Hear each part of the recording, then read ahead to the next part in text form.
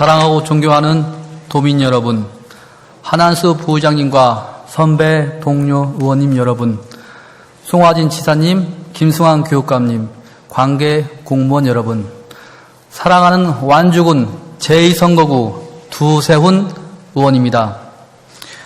본 의원은 오늘 정부와 전북교육청을 비롯한 17개 시도 교육청에 중학교 운동부 합숙소에 대한 현실성 없는 일괄 폐지 명령에 따른 부작용을 알리고 현실적인 대책 마련을 촉구하고자 이 자리에 섰습니다. 국회는 학교 운동부 상시 합숙훈련의 부작용을 방지하고자 2013년 학교체육진흥법을 제정하여 학교장의 상시 합숙훈련 근절 노력에 관한 사항을 규정하였습니다. 다만 원거리 학생 선수들에 대한 학교 스포츠클럽 활동 보장과 안전을 위해 학교의 장이 원거리에서 통학하는 학생 선수들을 위하여 기숙사를 운영할 수 있다는 규정도 함께 규정하였습니다.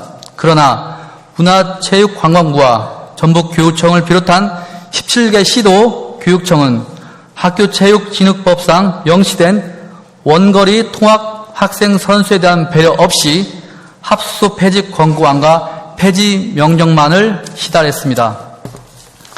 이러한 전북교육청의 폐지 명령에 따라 완주중학교 등 대부분의 중학교는 합숙소를 전면 폐지했습니다. 그러나 본 의원은 운동부 합숙소에 대한 전면적 폐지 명령은 다음과 같은 법적인 문제와 현실적인 부작용이 따른다고 봅니다. 첫째로 학교체육진흥법 위반 문제입니다. 학교체육진흥법상 합숙소 폐지는 권고사항일 뿐만 아니라 학교장에게 원거리 학생 선수에 대하여 기숙사를 운영할 수 있는 재량도 부여하였습니다. 그러나 전북교육청을 비롯한 17개 시도 교육청은 원거리 학생 선수에 대한 배려 없이 일괄적으로 운동부 합숙소 폐지 명령만을 시달했습니다. 이는 명백히 학교장의 원거리 학생 선수들을 위한 기숙사 운영권에 대한 재량을 배제한 것으로 학교체육진흥법 제11조 위반의 소지가 있습니다. 참고로 3내 여중 소속 14명의 축구부 여학생 중 13명이 포항 등 원거리 학생 선수들입니다. 둘째, 헌법 위반 문제입니다.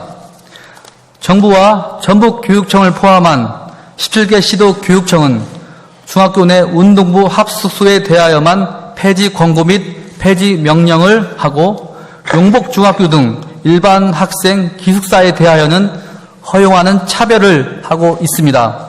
운동부 학생이 자신의 꿈을 실현하기 위하여 운동하는 것과 일반 학생이 자신의 꿈을 실현하기 위하여 공부하는 것은 본질적으로 자신의 꿈을 실현한다는 점에서 동일합니다.